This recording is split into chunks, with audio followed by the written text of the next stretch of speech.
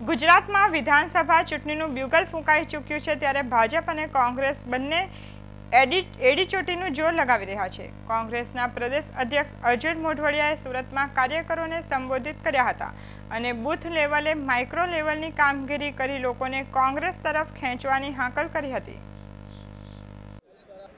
જે 17 વર્ષનું ભારતીય જનતા પાર્ટીનું શાસન રહ્યું એનો હિસાબ દેવાનો ભારતીય જનતા પાર્ટી માટેનો આ સમય છે, પરંતુ મુખ્યમંત્રીશ્રીએ હિસાબ દેવાને બદલે એમના વિવેકાનંદ યાત્રામાં વિવેકાનંદજીનું નામ લીધા વગર માત્ર ને માત્ર ભારત સરકારની ટીકા કરવાનું, વડાપ્રધાનની ટીકા કરવાનું, રાષ્ટ્રીય નેતાઓની ટીકા કરવાનું એક પ્લેટફોર્મ બનાવી દીધું છે। ગુજરાતની પ્રજા એમને પૂછે છે કે 17 વર્ષના શાસનની અંદર મિત્રો કાર્યક્રમ એને કહ્યો ને 2 મિનિટ બંધ રાખ। 17 વર્ષના ભારતીય જનતા પાર્ટીના શાસનમાં પ્રજા એમ પૂછે છે એમને કે તમે એવા કયા પગલાં લીધા કે જેથી પ્રજાને રાહત થાય। 100 વારના પ્લોટ કોંગ્રેસની સરકારો આપતી હતી એ તમે બંધ શા માટે કર્યા? હળપતિ આવાસ યોજનાઓ મળતી હતી એ તમે બંધ શું કરવા કરી? શહેરી વિસ્તારની અંદર જે હાઉસિંગ બોર્ડ મારફત ઘરનું ઘર મળતું હતું એ ભારતીય જનતા પાર્ટીની સરકારે બંધ શા માટે કર્યા? પેટ્રોલ અને ડીઝલની અંદર આખા હિન્દુસ્તાનમાં સૌથી વધારે ટેક્સ ગુજરાતમાં જ શા માટે લેવાય છે? કોંગ્રેસના શાસનની અંદર જે મફત સારવાર મળતી હતી એ બંધ શું કરવા કર્યું? કોંગ્રેસના શાસનમાં મફત શિક્ષણ મળતું હતું એ બંધ શું કરવા કર્યું? કોંગ્રેસના શાસનની અંદર સરકારી કર્મચારીઓને પૂરો પગાર અપાતો હતો એ ભારતીય જનતા પાર્ટીની સરકારે બંધ શા માટે કર્યું? ગુજરાતની અંદર આજે 10 લાખ યુવાનો બેકાર શા માટે છે? જંગલની જમીનના પટ્ટાઓ કોંગ્રેસના શાસનમાં મળતા હતા, બીજા રાજ્યોમાં આજે પણ મળે છે, પણ ગુજરાતમાં એ પટ્ટાઓ શું કરવા નથી આપવામાં આવતા? આ પ્રશ્નોનો જવાબ મુખ્યમંત્રીશ્રીએ આ ચૂંટણીમાં આપવાનો છે। જનતા હિસાબ માગે છે, એ હિસાબમાંથી છટકવા માટે એ ભારતીય જનતા પાર્ટીની સરકાર અને એમના નેતાઓ કોંગ્રેસના રાષ્ટ્રીય નેતાઓ પર ગાલી ગલોચની ભાષામાં ઉતરી આવ્યા છે અને એટલી નિમ્ન કક્ષાની ભાષાઓ વાપરે છે કે જે રાજનીતિમાં તો ભૂલી જાઓ, પરંતુ કોઈ પણ સામાન્ય માણસ પણ ન વાપરી શકે એવી ટપોરી કક્ષાની ભાષા વાપરી અને ગુજરાતની ગરિમાને ખંડિત કરી રહ્યા છે। પ્રજા જવાબ માગે છે, જનતા જવાબ માગે છે એમના શાસનનો, એ જવાબ મુખ્યમંત્રીશ્રી આપે અને એમનામાં જો હિંમત હોય તો અમારી સાથે ચર્ચામાં આવે।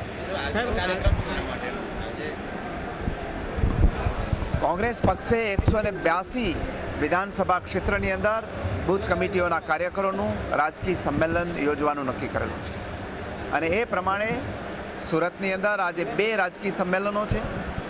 એ ઉપરાંત નવસારીની અંદર પણ એક ઓબીસી સમાજનું સંમેલન છે અને એમાં જનતાના જે પીડાતા મુદ્દાઓ છે એની ચર્ચા કરી અને બૂથ કમિટીના અમારા સભ્યો છે એ 100 વારના પ્લોટની યોજના હોય, ઘરના ઘરની યોજના હોય, વિદ્યાર્થીઓને મફત લેપટોપ આપવાની યોજના હોય કે ગુજરાતની અંદર પેટ્રોલ ડીઝલ સસ્તું કરવાની યોજના હોય કે ગૃહિણીઓને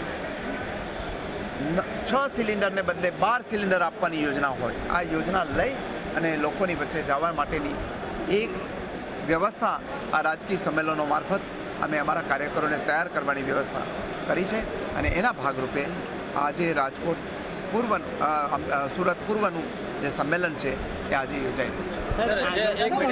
વિધાનસભા બેઠકો ઉપર જે ઉમેદવારોના નામની જાહેરાત કરવાનું જે હતું તે કોંગ્રેસે પાછળથી વિચારવાનું કેમ નથી કર્યું છે કે પહેલા નામ ડિક્લેર કરવાની વાત કરી? સમયસર જ કરવાનું। સાહેબ, અરવિંદ કેજરીવાલે જે આક્ષેપ કર્યા છે, હા, ક્યાંથી લડશે પ્રધાનમંત્રી? પ્રધાનમંત્રીએ લોકસભાની ચૂંટણી લડવાની હોય છે કે રાજ્યસભાની ચૂંટણી લડવાની હોય છે? મુખ્યમંત્રી શ્રી ટપોરીની ભાષા બોલે છે। એમનામાં હિંમત હોય તો મારી સામે મુખ્યમંત્રી શ્રી ચૂંટણી લડવા આવે પોરબંદરમાંથી, અમારે ત્યાં શક્તિસિંહ ગોહિલની મત વિસ્તાર છે ઘોઘામાંથી લડવા આવે એમને? વિધાનસભાની ચૂંટણી છે અને જે રીતે એક વાંદરું સિંહને પડકાર ફેંકતું હોય એ ભાષાની અંદર વાત કરે ગુજરાતના મુખ્યમંત્રીને શોભા દેતો નથી। અમારી સામે લડવા આવે ચૂંટણી અમે એમને પડકાર આપીએ છીએ કે અમારા સામે વિધાનસભામાં જ્યાં અમે ચૂંટણીઓ લડીએ છીએ ત્યાં એક વખત ચૂંટણી લડીને બતાવી દેવે, અથવા તો જ્યાં રાજકોટમાં એક વખત પેટા ચૂંટણી લડાતા અને એ વખતે રાજકોટમાં એમ કહ્યું હતું કે હું રાજકોટની અંદર 6 મહિનાની અંદર પીવાનું 24 કલાકનું પાણી આપીશ, એ રાજકોટની અંદર ચૂંટણી લડીને બતાવી દે તો કેટલા વિશે શો થાય છે એમને ખબર પડી. કેશવા વિશે એક પણ ટિપ્પણી મુખ્યમંત્રી કરતા નથી, શું લાગી રહ્યું છે?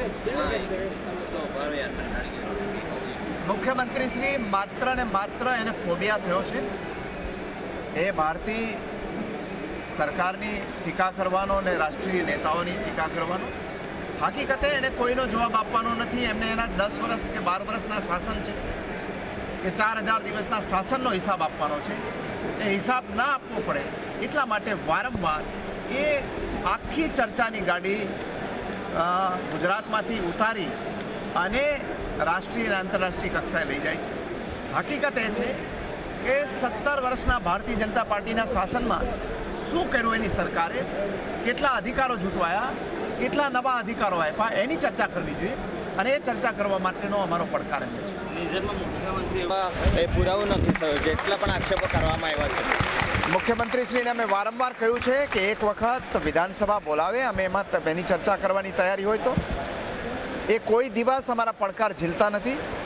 આજે પણ સુરતની શેરીમાં કે અમદાવાદની શેરીમાં એ જ્યાં કહે ત્યાં અમે પડકાર એમને આપીએ છીએ કે અમે એમના ઉપર નહીં, એમના શાસને શું કર્યું 4000 દિવસના, એ 4000 દિવસનો હિસાબ માગીએ છીએ.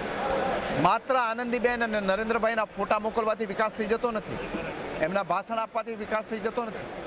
એના માટે એમણે દવાખાનાની અંદર કેટલી મફત સારવાર આપવા માટેની યોજના લઈ આવ્યા. મફત